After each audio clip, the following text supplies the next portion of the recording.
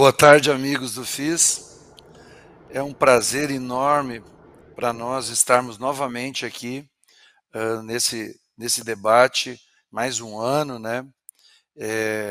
Para nós da MV, que lideramos o mercado da saúde em tecnologia há muitos anos, o nosso desafio é sempre grande e esse tema é especial.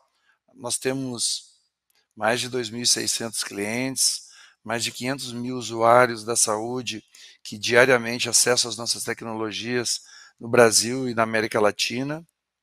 Esse ano nós vamos fazer 35 anos em julho. Vivemos nossa vida para buscar a transformação digital na área de saúde do Brasil. Entendemos que é algo especial e que não é simples, não é fácil. A pandemia veio para nos ajudar bastante. Nós visitamos sistematicamente o mundo, procurando entender como é que as tecnologias funcionam, como é que elas se integram e como é que elas ajudam as pessoas. Antes da pandemia, nós tínhamos estado no final de 19 na China, tivemos em Israel, onde a saúde é digital, nada mais nada menos que quase 30 anos, talvez estejam há 35 anos na nossa frente nesse quesito. Voltando para o Brasil é um país especial em tecnologia, em uso do sistema de saúde. Nós temos um volume muito grande. A maioria das instituições de saúde do Brasil tem acesso à tecnologia, mas o difícil de tudo isso é a interoperabilidade entre elas. A gente busca entender, até mesmo dentro de uma mesma cidade ou de um mesmo lugar, a própria MV pega, sei lá, o estado de São Paulo, o município de São Paulo, o estado de Pernambuco, a cidade de Recife, aonde são lugares que a gente tem muitas unidades. A grande maioria das unidades tem estados que a grande maioria das unidades de saúde são todas clientes da MV. Mas quando a gente olha para a troca de informações entre elas, existe um abismo enorme. Uma mesma instituição, e o pior do que isso, às vezes, de um mesmo gestor, seja um gestor público, ou seja um gestor privado, uma Unimed, um grupo de saúde, elas não se comunicam. O paciente vai numa UPA, vai num hospital de referência, ele é atendido depois num outro hospital, e em cada um desses lugares, esses dados de saúde, eles não são utilizados. Às vezes, por causa dessa falta de interoperabilidade, um paciente espera uma semana para ter o resultado de um exame que ele já realizou e que poderia ser utilizado em outra, poderia ter vindo de outras instituições que já fizeram esse exame. Eu acho que de tudo que nós possamos fazer e contribuir, a gente tem, acho que a interoperabilidade, ela traz uma garantia de uma evolução no tratamento. A gente tem experimentado fazer alguns projetos. A gente tem um projeto que a gente está implantando no estado, na cidade de Minas Gerais, onde vai estar tudo integrado. Mas meu sonho é que no Brasil, a gente tem aqui o presidente do DataSUS, que a gente possa ter essa interoperabilidade, ela escalando todas as unidades. Temos aqui o Denizar, ex-secretário do Ministério, que também pode contribuir com isso. A nossa doutora da telemedicina, a doutora da telesaúde, que, queira ou não queira, gente, é um grande avanço que nós já tivemos. Era impossível voltar para trás só nos sistemas da MV. Nós cedemos gratuitamente em 2020 os sistemas para usar na saúde pública. A gente tem mais de 1 milhão de consultas que foram realizadas por telemedicina. Como seriam? A gente fala muito de números de hospitais privados, de sistema de saúde que fizeram telemedicina. Mas na área pública, naquele rincão que não tem como chegar, às vezes, um atendimento médico. E essas pessoas puderam ser atendidas. Doutora Adriana, a área de saúde agradece a você pela ousadia de liderar esse processo que tantas pessoas, muitas pessoas ajudaram, mas o que mais ajudou, me parece que foi a pandemia, né? Porque ela, talvez sem ela, nós não pudéssemos ousar em ter essa tecnologia regulamentada. Nós temos feito um trabalho dentro de casa que nós vamos disponibilizar no aplicativo dos clientes que usam as tecnologias MV todos os dados que esses pacientes tiverem durante as suas internações. Nesse ano, nos próximos 12 meses, a gente vai ter as nossas versões com esse aplicativo. A gente tem um aplicativo chamado Global Health, um aplicativo Personal Health, que o personal é da pessoa, né?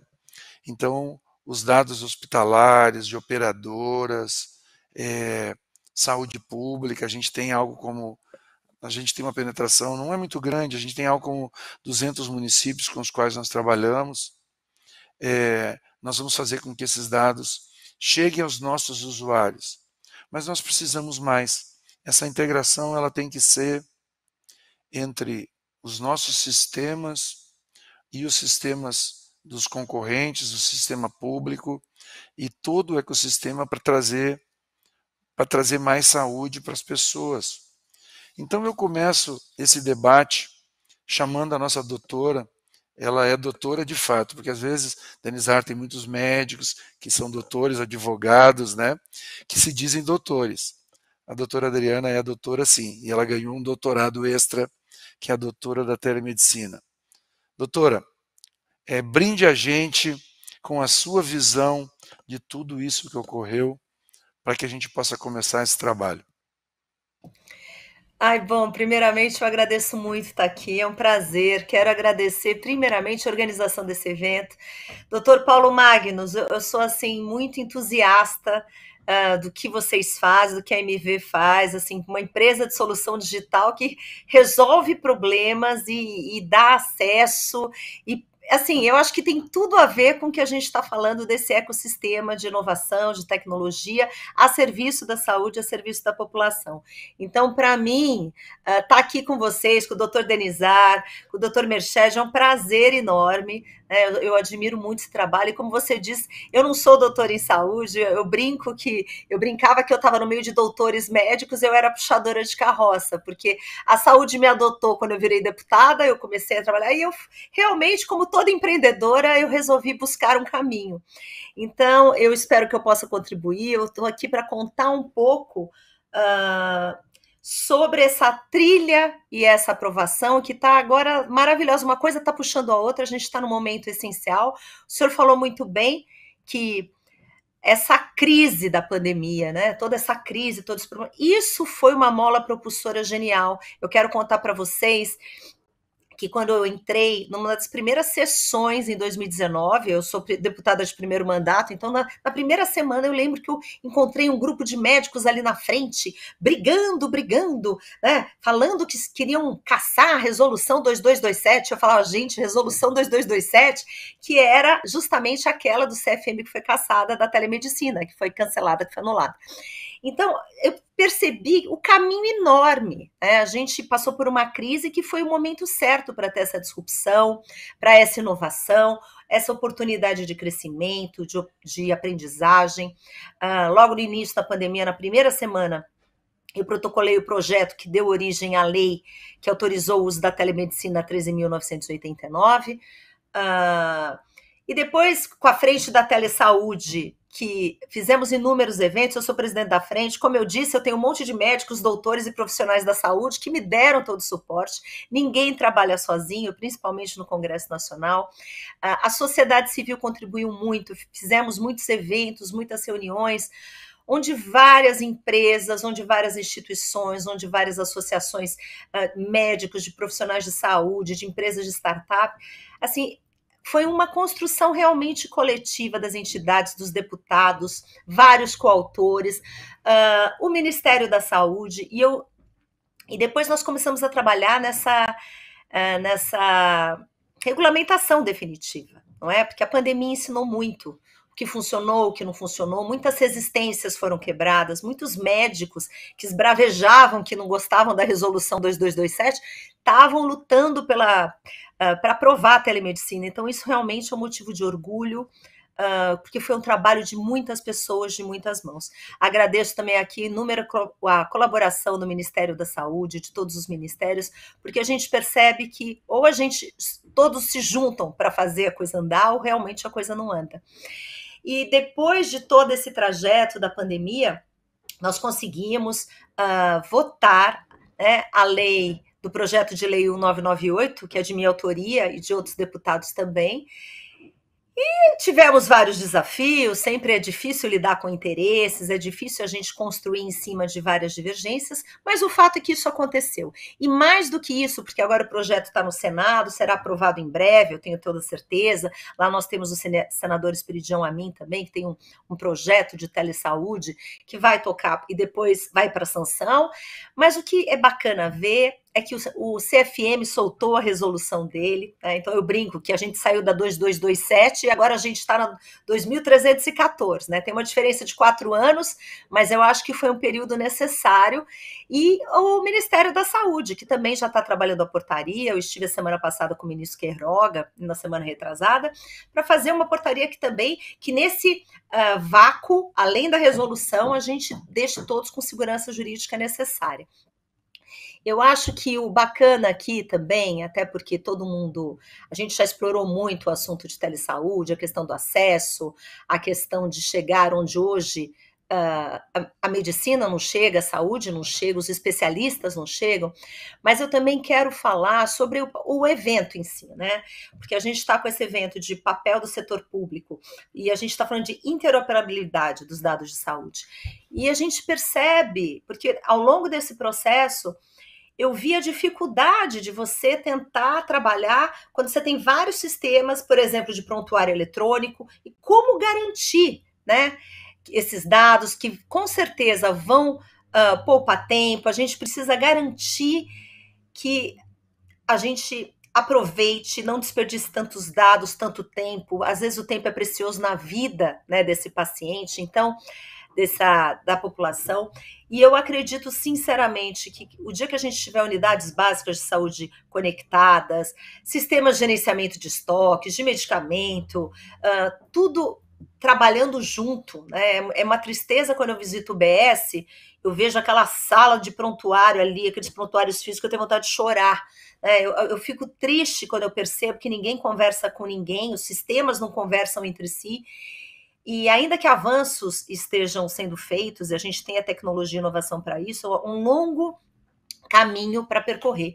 E o compartilhamento de dados na saúde é essencial para atendimento a paciente, né, já foi bem dito aqui, para precisão, para agilidade, para resolução, para otimizar tempo. E eu só vou falar de alguns projetos que estão em andamento lá na Câmara. Eu sou autora de um projeto que fala sobre validade e emissão eletrônica, mas tem um que eu sou relatora, que fui relatora na Seguridade Social e Família, e sou da CCJ, que fala de fila eletrônica integrada no SUS, de cirurgia eletiva, que é muito interessante, que é do senador Regufe. Sou relatora também do prontuário eletrônico 2397 do paciente, que fala justamente de prontuário eletrônico de paciente, tentando trazer esse banco de dados e informações sobre toda a história clínica do paciente para poder armazenar, recuperar eventos clínicos. Agora, o último que estamos trabalhando, e que eu já contei com a ajuda, inclusive, de pessoas que estão aqui nesse evento, é que eu sou relatora de um projeto de lei, que é o 2314, que implementa o SUS, uma plataforma digital única, né? Então, é muito desafiador, mas o objetivo do projeto é obrigar o Sistema Único de Saúde a manter essa plataforma digital única, com todas as informações de saúde do paciente, e a gente está falando especificamente do prontuário eletrônico para reunir o histórico completo do paciente. Então, com isso, a gente quer integrar os dados dos pacientes, reduzir, eliminar todo tipo de papel, minimizar erros, tem muito problema de troca de prontuário, dar celeridade aos atendimentos e simplificar processos. Eu quero me colocar à disposição dos senhores, quero falar, inclusive, que eu conto com cada um dos senhores, eu estou falando aqui especificamente do Dr. Paulo, do Dr. Merched, doutor Denizar, porque a gente precisa realmente avançar nessa área, falar sim e fazer a interoperabilidade acontecer. Ela já está acontecendo, mas a gente tem que dar celeridade. Vocês podem contar comigo nesse processo, tá bom? Muito obrigada.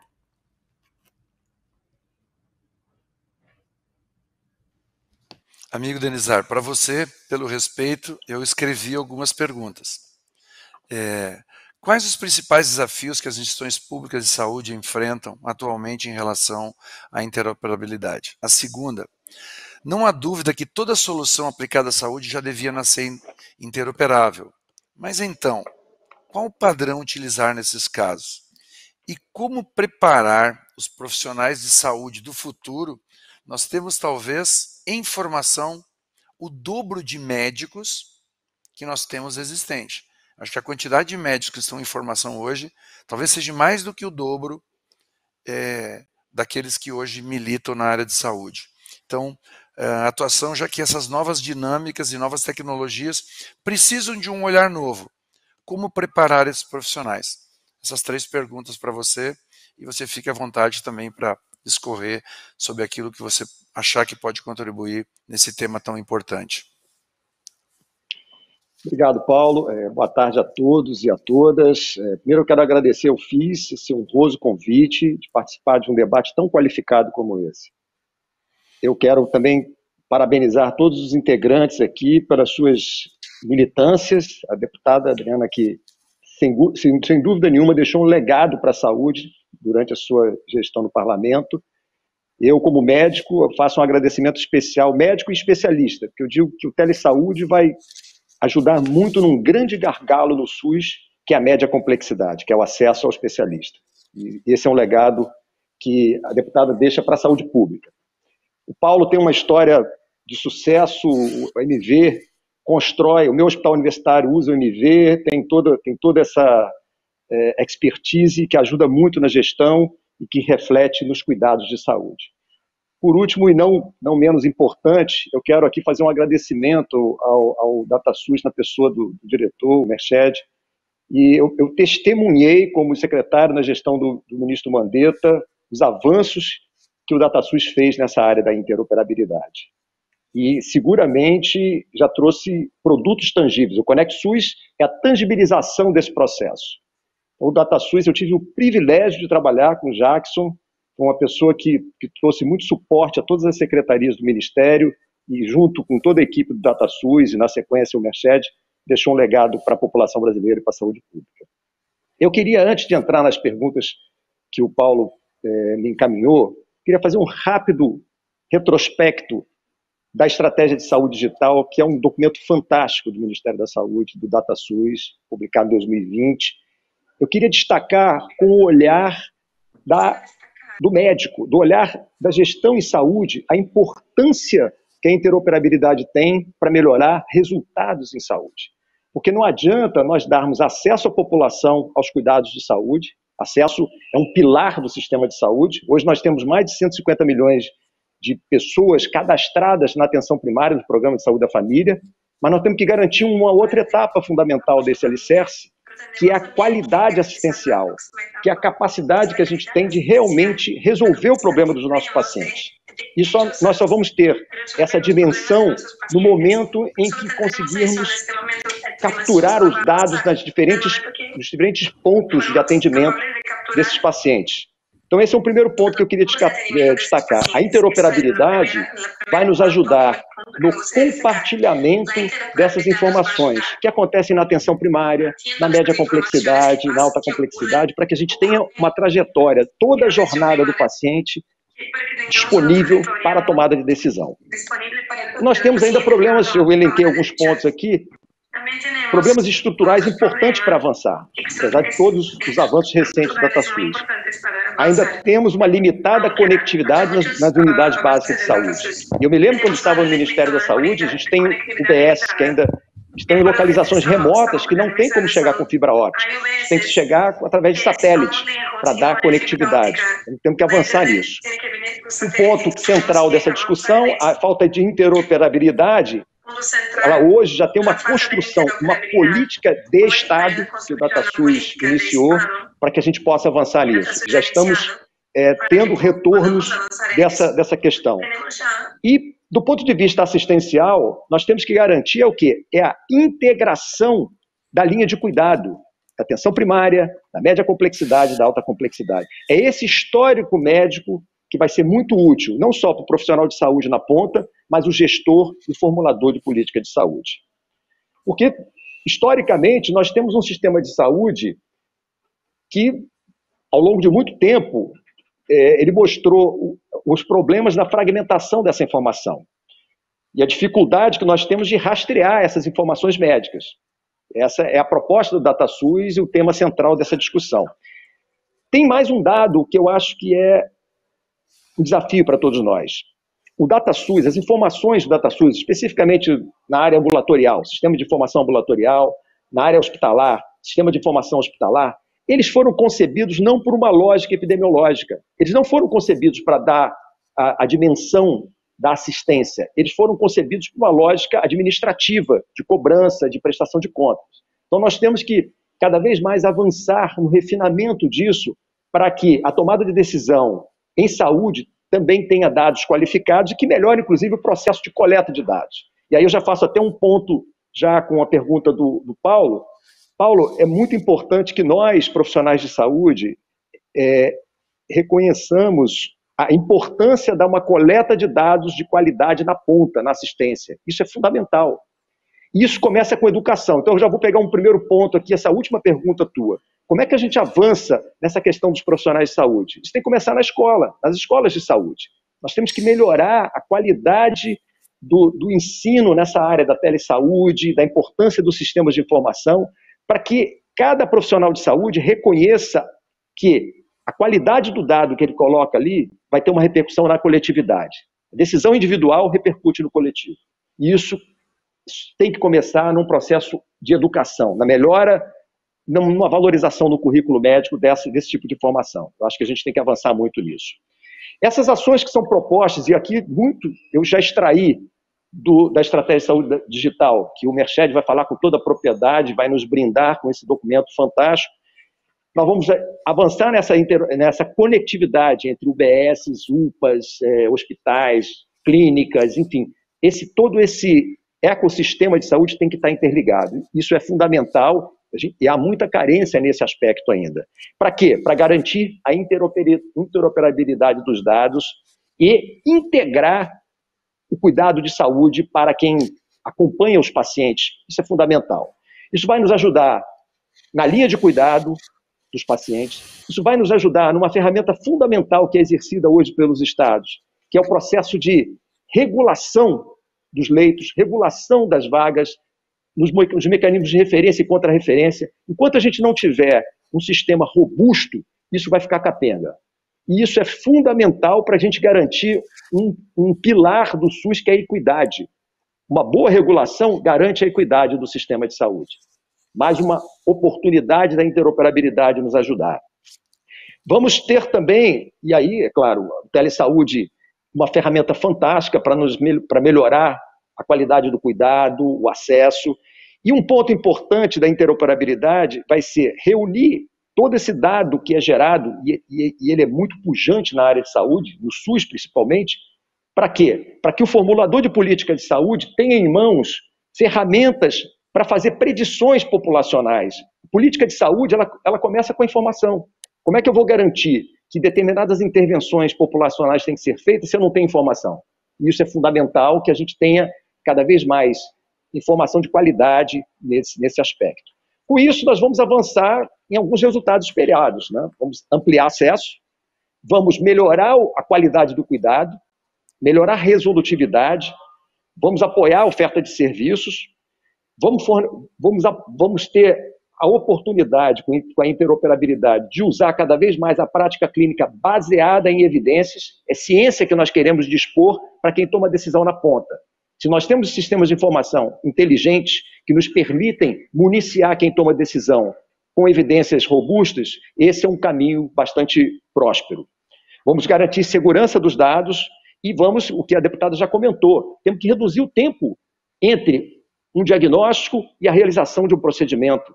Isso é um grande problema hoje no SUS, e eu digo isso como médico. O paciente não pode fazer um diagnóstico de câncer e ficar esperando por uma cirurgia que muitas vezes pode ser curativa, mas se o tempo ele extrapola um determinado horizonte, ele pode tornar aquele paciente que era passível de uma cura para se tornar um paciente que só vai ter um cuidado paliativo. Então nós temos que ter usar com muito proveito esse tipo de ferramenta. Essa estratégia de saúde da família já definiu esse cronograma, o que são ações de curto, de médio e longo prazo, o Merched vai falar isso com muito mais propriedade.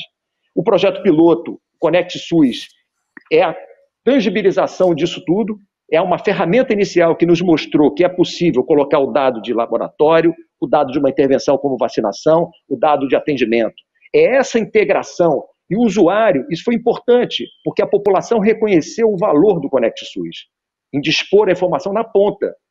Isso tem um ganho muito grande para a população. Existem estimativas de quanto a gente precisa colocar do ponto de vista financeiro para garantir conectividade. Estamos falando de conectividade no primeiro momento. Tem um estudo do professor Guilherme Hummel, que faz parte da nossa iniciativa FIS, e ele é da eHealth Mentor Institute, que ele estimou em torno de 420 milhões de reais para fazer conectividade das UBSs, que é o ponto de partida, que a deputada já falou com muita propriedade. A gente tem que garantir isso. Esse é o ponto de partida para o nosso processo. E como é que a gente documenta isso? Com indicadores de conectividade, quantas unidades estão conectadas, o sistema, como é que está sendo feito, se já tem prontuários eletrônicos disponíveis nas unidades de saúde, como é que está havendo a integração, a troca de informação, nós temos que documentar isso. Gestão se faz com mensuração. Nós temos que mensurar para saber as decisões gerenciais a serem tomadas, tanto indicadores de processo quanto indicadores de resultado. E há vários indicadores que são propostos. Muito importante governança desse processo é do Ministério da Saúde. É o DataSUS que tem a governança para poder operar toda esse manancial de dados para, de alguma maneira, prover o gestor, o formulador de política de saúde com melhores decisões. E agora, por fim, retornando às duas perguntas do Paulo, desafios para as instituições. Paulo, eu acho que primeiro tem uma questão da cultura importante, nós ainda temos que vencer isso, da importância da informação. Eu acho que essa cultura tem que se capilarizar em todas as unidades de saúde, tem que ser um lema do SUS, porque se a gente tiver melhores informações, nós melhoramos os resultados em saúde. Cultura, infraestrutura, governança, que o documento da saúde digital coloca muito bem quais são os papéis de cada um desses atores no sistema. Está muito claro, por isso é que eu sempre chamo a atenção desse documento, porque ele define metas, define cronogramas e define governança desse processo. Quem deve fazer o quê e em que momento. Nós temos grandes desafios pela frente. Seguramente, nosso sistema será muito mais justo, muito mais equânime, muito mais resolutivo, se nós pudermos avançar nessas questões. Então, eram essas minhas palavras iniciais para que a gente possa dar sequência ao debate. Mais uma vez, muitíssimo obrigado por essa oportunidade. Denizar, você é sempre brilhante e a gente sempre aprendendo. Eu tenho uns dados aqui, Merched. 16% dos estabelecimentos de saúde oferecem interação online com a equipe médica. 21% dos estabelecimentos de saúde oferecem agendamento online de exames. Isso que eu falo privado e público. 22% dos estabelecimentos de saúde oferecem agendamento de consultas. 24% dos estabelecimentos de saúde visualização online de exames. 21% das instituições públicas de saúde têm uma política definida sobre segurança da informação. E 18% dos estabelecimentos de saúde oferece atendimento de teleconsulta médica para paciente, sendo 14% público. Então, quando a gente olha isso, dá a impressão que o sistema de saúde tem em torno de 20 ou 30% do seu meio capaz de transitar com qualidade uma interoperabilidade. O primeiro prontuário eletrônico digital, graças, sei lá, a gente foi da MV em 2009. A primeira unidade de saúde sem papel no Brasil foi uma UPA e foi em 2010, também da MV. E o primeiro hospital digital da América Latina, que foi a Unimed Recife, foi em 2016. Nós temos aí 10 anos de evolução muito avançada de digitalização da saúde. Mas nós precisamos e queríamos entender como o Ministério da Saúde, que tem feito várias tentativas, como lá atrás a gente já teve vários movimentos, o Cartão Nacional de Saúde que foi simplificado, e eu acredito muito, quando se fala em tecnologia, que nós temos que fazer isso como se fosse descascando uma cebola. Pontinho por pontinho, película por película. Quando a gente consegue fazer isso em pedaços pequenos, nós construímos grandes avanços.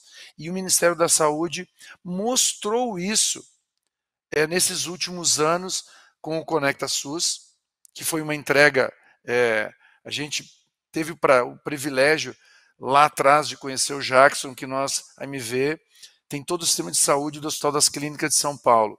Então, aprendemos muito com ele conosco e nós com ele, né, nesse tempo, e várias dessas experiências chegaram ao Brasil e que são iniciativas como a RNDS e o Conecta SUS, que podem nos dar um alento, mas nós temos sim muitos desafios. O desafio entre o governo, como o governo se torna como é que se diz, um elemento catalisador.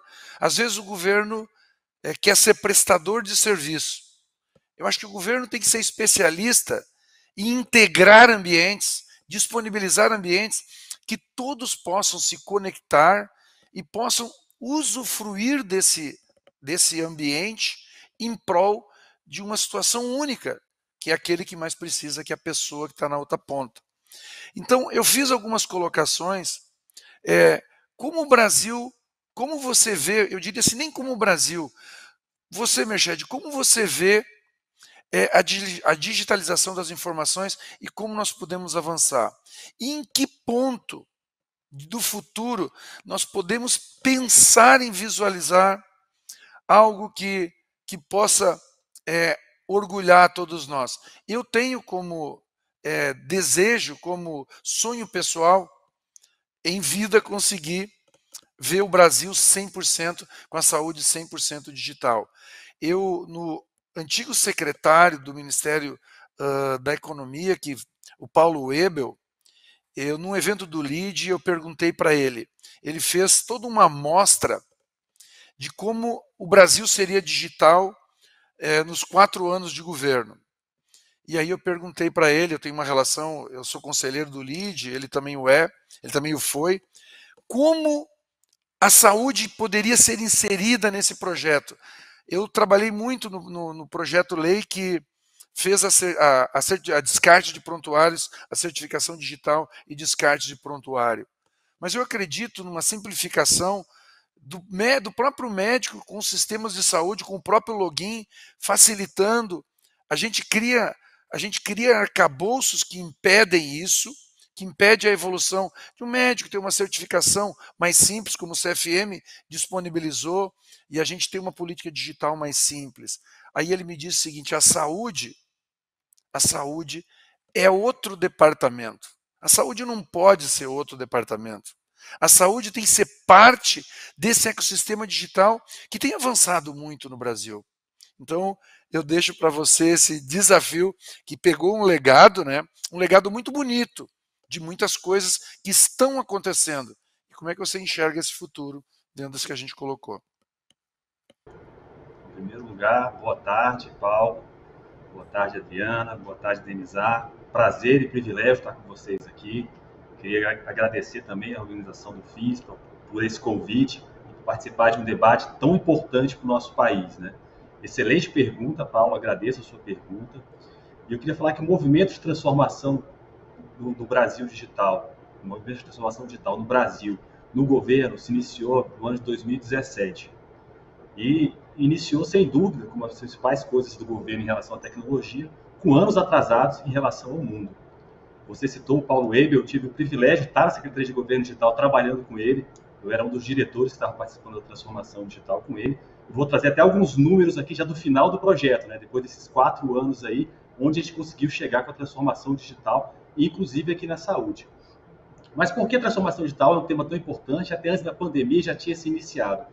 Porque a população brasileira é uma população conectada. Vocês sabem que nós somos o 4º país do mundo em pessoas conectadas na internet. Então, apesar de toda a desigualdade que nós temos, o cidadão brasileiro está acostumado a pedir os serviços e a fazer as coisas pela internet. Final do ano passado, ainda para potencializar isso, foi licitado o 5G. Até o meio do ano, nós vamos ter aí as principais capitais já com tecnologia nova. E por que eu estou falando isso? Nós temos a população conectada, nós vamos ter as coisas conectadas com o potencial do 5G chegando aí. Então, eu estou falando assim, de dispositivos versáteis, o relógio para poder monitorar o paciente, diagnóstico à distância, a gente está falando de telesaúde aqui, né? Diagnóstico à distância, estamos falando da conexão das ambulâncias direto com o hospital. Então, é um mundo de informações que vão chegar para os nossos sistemas de informações que hoje não estão conversando.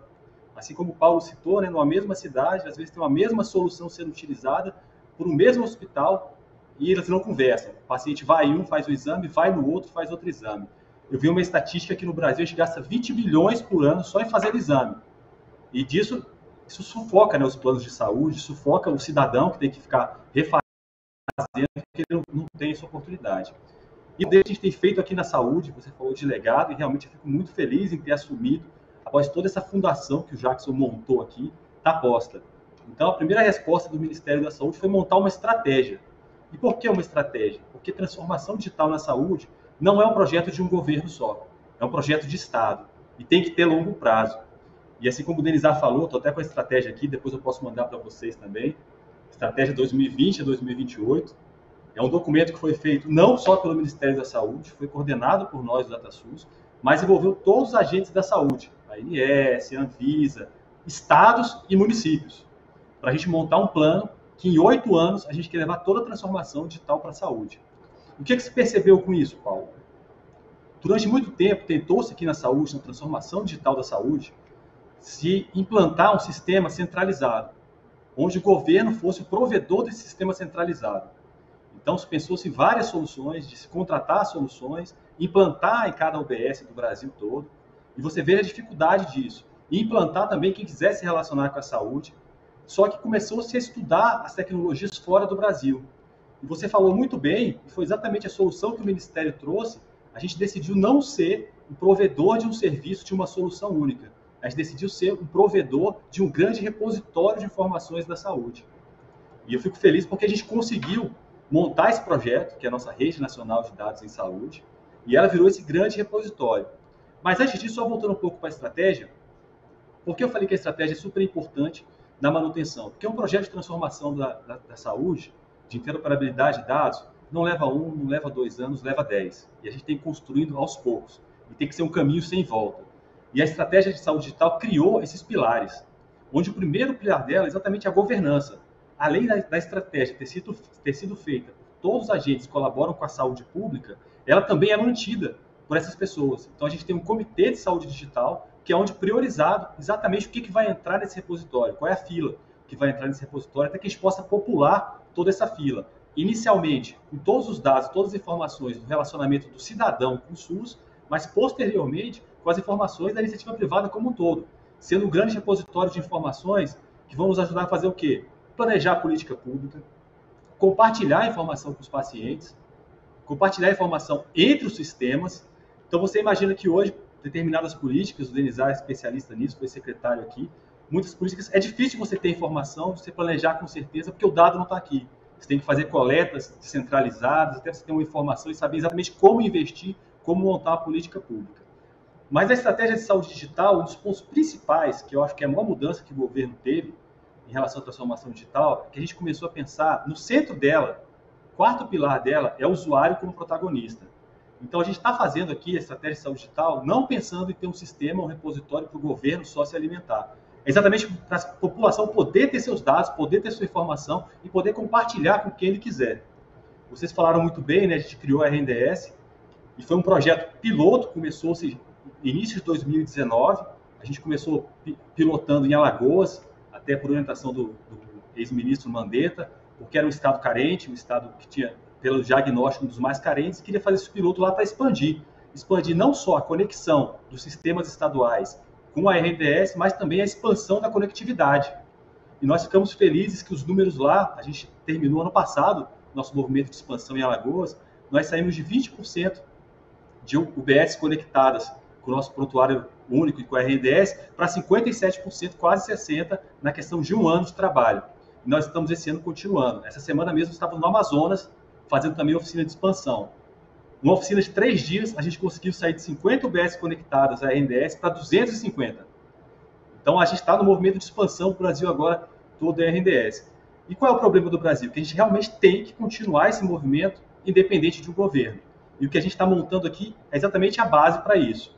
Então, a RNDS é esse nosso grande repositório de informações da saúde, foi potencializado exatamente por causa da pandemia. O cidadão conseguiu ter acesso à sua informação, conseguiu ver valor no Conect SUS. E nós temos agora o Conect SUS profissional. Esse foi lançado em agosto do ano passado, poucos conhecem ainda. Esse que é a nossa expansão para os profissionais de saúde. O Conect SUS profissional permite que, se o cidadão der o consentimento dele, o profissional de saúde, seja enfermeiro, seja médico, pode ver as informações dele. Então, o começo do nosso sonho, do cidadão poder compartilhar as informações dele onde ele estiver e ele ter acesso a ela, já está startado e nós já estamos expandindo para o Brasil.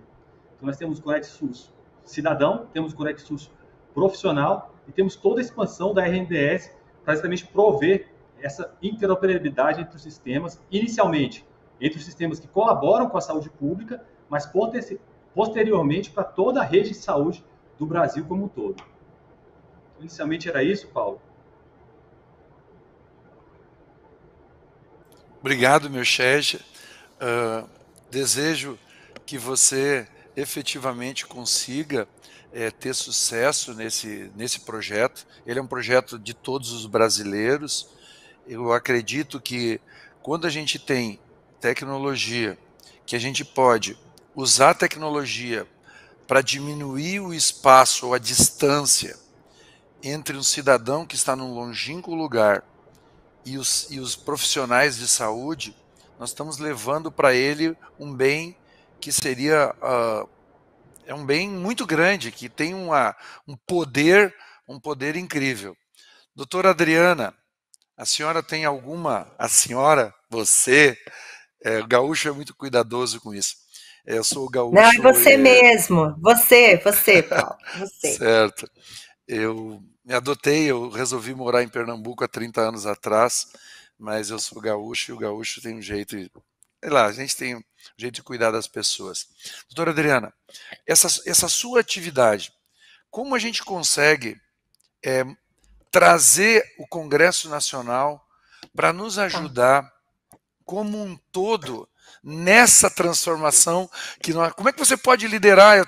Você, o Odorico... Não, eu já estou animada. A gente teve muitas reuniões desse projeto, mas como é que você pode buscar esse movimento para nós levar a saúde para mais próximo das pessoas?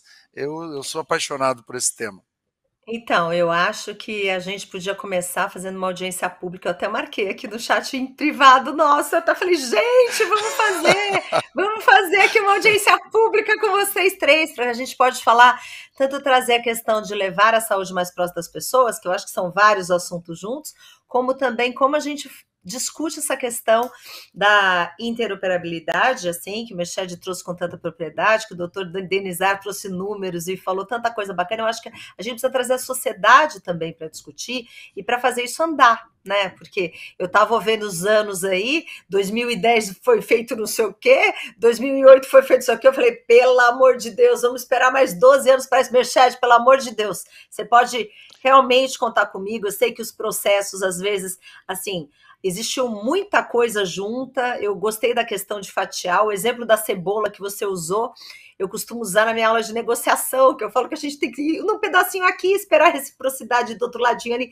a gente vai folhinha por folhinha, mas eu acho que eu parabenizo bastante aqui o trabalho do Merched, do Jackson e de todos vocês, que já estão garimpando nessa área há bastante tempo. Eu acho que o que a gente pode fazer é uma discussão objetiva de ver de que forma o legislativo pode ajudar, o Congresso pode caminhar junto, que eu sei que muitas vezes isso é um entrave, isso também traz muita insegurança jurídica, né? Eu acho que o próprio Merched também pode me ajudar bastante nesse sentido, porque vocês estão na ponta, né? O Merched tem essa visão geral dos dados, da integração, ele está na área faz tempo, e vocês podem realmente contar com o meu apoio. Vamos começar com a audiência pública, que eu já vou marcar e já vou entrar em contato com vocês para a gente fazer.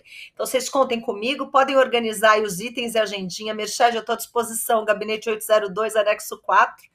Né? E é isso. O que eu posso falar é que já estou me voluntariando para puxar essa carroça também para vocês, tá bom? Doutores todos. E já aproveito, inclusive, para falar, eu não consegui sair, eu ia falar na outra live, eu ia ser a primeira, já me jogaram para a última, porque eu falei, eu não vou sair daqui não, eu quero ouvir, assim, os convidados, eu falei, pode me jogar para o final. Então, eu já estou no horário de falar, mas eu quero agradecer muito aqui, contem comigo, e eu entro em contato com vocês na semana que vem, aguardem, tá bom?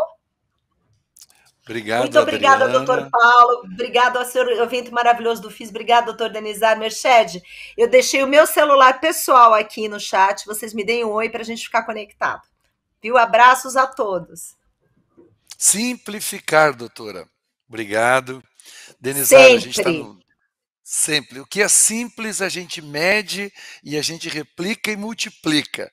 Quando a gente quer coisas grandiosas, é mais fácil a gente sair antes de pensar em ter as coisas grandiosas, e principalmente em iniciativas de governo. A gente vê aí, eu sou dinossauro desse meio, né?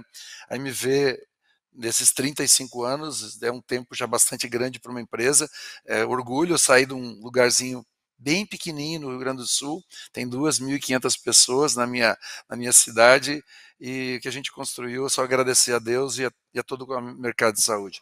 Denizar... O que significa, peraí, o que significa MV? Me tira essa dúvida.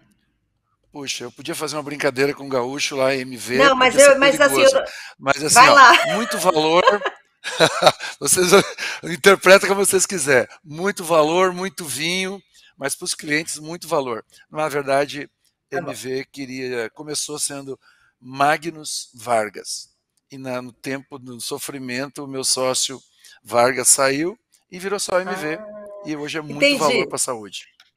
Tá ótimo, gente, obrigada. Denizar, a tua contribuição.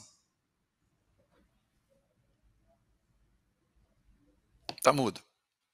Pô, Paulo, eu queria destacar até a importância, a deputada já está se retirando, o legislativo é fundamental nisso. Um grande aprendizado na minha passagem pela gestão no executivo é que até a estrutura da gestão pública ela é muito engessada, muito legalista, e a gente tem que estar muito próximo ao parlamento. Eu tive a oportunidade de encontrar uma bancada de saúde muito disponível, muito comprometida no legislativo.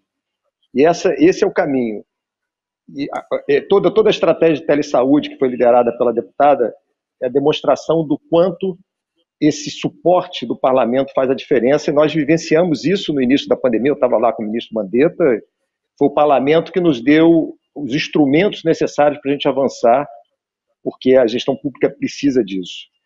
Eu diria até o seguinte, aquela tua fala inicial sobre a saúde ser tratada de uma maneira diferente, a saúde realmente tem complexidades tamanhas, mas quando eu falo da interoperabilidade, eu imaginaria o seguinte, será que algum dia a gente vai chegar igual o sistema financeiro Pix. do Brasil hoje, que é ponta, né? Que consegue fazer toda essa Pix. conexão entre... No Pix, exato. O Pix, eu acho que é o melhor exemplo da criatividade e da competência brasileira para trazer soluções para a população.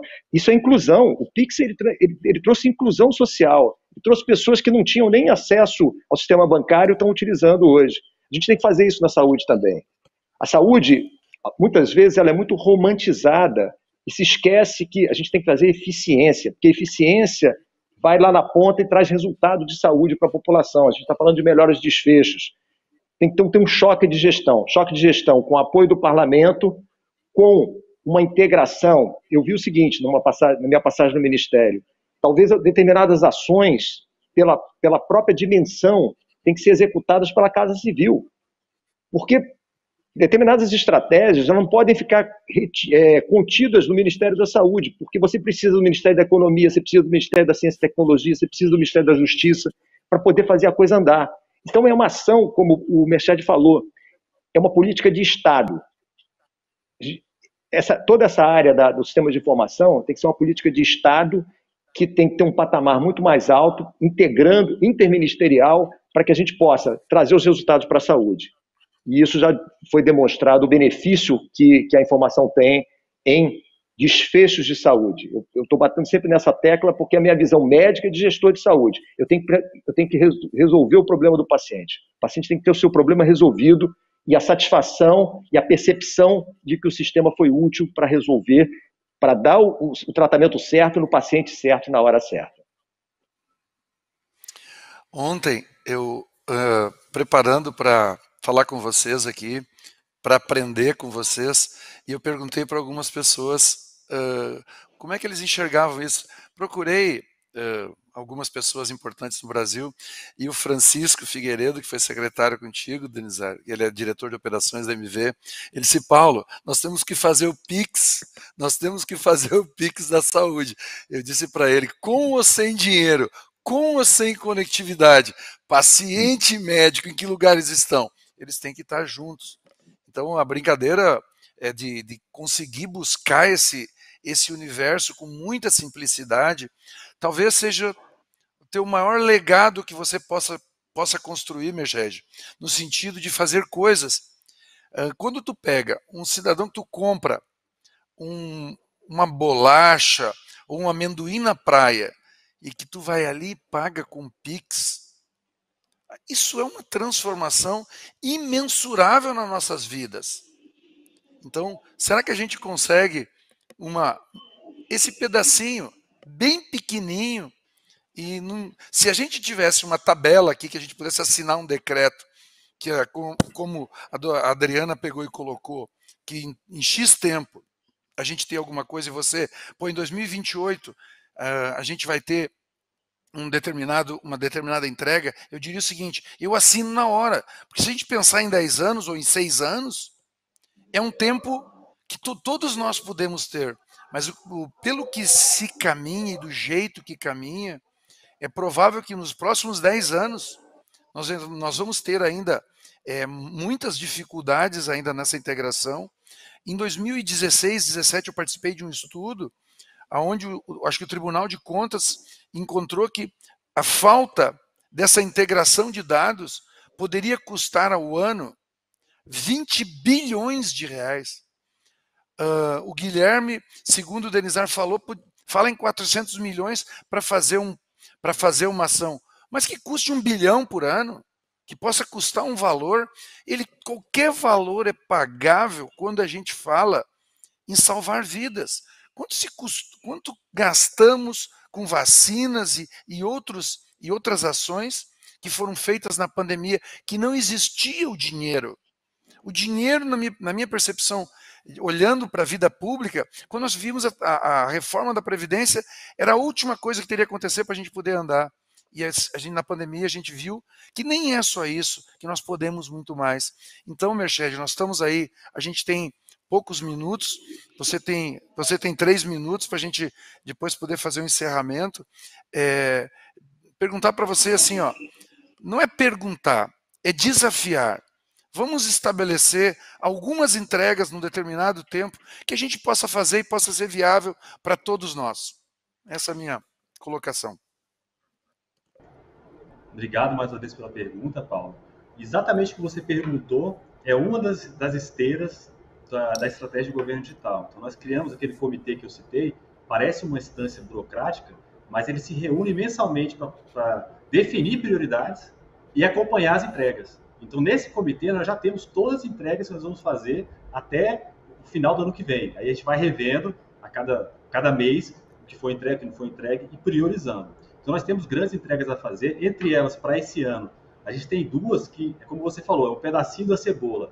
Qual que é a primeira delas? A primeira delas é um prontuário eletrônico. A deputada falou que está com projeto de lei, um prontuário eletrônico único. A gente está fazendo um prontuário eletrônico farmácia popular. E ele vai ser um piloto de um prontuário nacional. Então, todo mundo que abastecer a RNDS vai poder ver nesse prontuário as suas informações. E a gente começou pelo Farmácia Popular, porque já é um projeto aqui do Ministério, que já é muito carente de informação, de integração de dados, e no segundo semestre a gente já vai estar lançando isso. Então, o médico, na hora de prescrever o medicamento do SUS para o Farmácia Popular, já vai estar integrado ao RNDS, já vai aparecer no Conect SUS do cidadão, e o médico já vai poder ver também. E o farmacêutico que vai receitar só vai conseguir prescrever a receita que tiver naquele prontuário eletrônico. Então, esse já é um pedacinho da cebola que a gente está fazendo para esse ano. Um outro pedacinho da cebola é o registro de nascidos vivos e o registro de óbito. Hoje os médicos fazem isso manualmente e leva até 60 dias para estar carregado nos sistemas. Nós também estamos automatizando isso, integrando também a RNDS. Então nós definimos grandes entregas de forma picada para a gente realmente conseguir fazer que esse projeto ande e a médio e longo prazo a gente tenha realmente todas as informações da saúde aqui nesse grande repositório. Como eu falei, é um desafio grande, mas se você não particionar, não achar grandes cases que você possa mostrar a importância, ele não sai do papel e pode ser desviado. Mas da forma como aconteceu, uma das vantagens, infelizmente, da pandemia, foi que um projeto que era para ser piloto, só em Alagoas, e ficar um ano de piloto, ele foi expandido para o Brasil todo. Pra vocês terem ideia, hoje a gente tem 500 milhões de doses de vacinas na RNDS. A gente tem o CPF de todos vacinados, a gente tem o lote da vacina. Isso nunca aconteceu com a vacinação no Brasil. E se você pensar 500 milhões de doses, poucos países do mundo têm isso. Falo de Estados Unidos, as grandes potências mundiais, poucos controlaram indivíduo a indivíduo. Então nós já começamos, aproveitamos a pandemia para expandir a transformação digital para ser um caminho sem volta. Bom, gente, nós estamos encerrando. Denizar, algum comentário? Tem um minuto ainda para você, para a gente poder encerrar. Ô Paulo, a mensagem, primeiro, novamente agradecer essa oportunidade e acho que a pandemia também mostrou que o SUS é a maior política pública de inclusão social desse país. O SUS salvou vidas e mostrou a importância desse exército, né, de pessoas que estão ali, os profissionais de saúde, os gestores, os formuladores de política. É uma política que tem que ser reforçada e que tem que ter o apoio da sociedade para a gente cada vez financiar melhor esse sistema e dar mais resultado para a população. Mais uma vez, obrigado pela oportunidade. Bom, para terminar, quero agradecer ao meu amigo, nosso amigo querido Josier, por tudo que ele tem feito, né? Ele construiu um ecossistema especial, começou nos unindo no Fórum de Saúde, e então para toda a comunidade de saúde isso é um presente que foi nos entregue numa iniciativa que começou bastante simples, lá com o prêmio lá no Rio de Janeiro. Fui o primeiro agraciado, né? Tenho o prazer de receber o prêmio Edson Bueno naquele primeiro ano. E dizer para vocês o seguinte: Merched, primeiro, se precisar da iniciativa privada, se precisar da MV para discutir assuntos que possam replicar na ponta, Denizar, você é um cara que sempre teve uma visão holística desse todo. A doutora Adriana, que já saiu, eu acho que a gente tem que chamar de doutora mesmo, porque esse passo é um passo bastante importante, ela pode ser um catalisador para todos nós. Então, me coloco à disposição. Na verdade, eu sempre estive à disposição, eu sempre empreendi no sentido de usar a tecnologia para levar a saúde mais próximo das pessoas. Muito obrigado a todos e um abraço a todos que ousaram ficar nos assistindo até agora.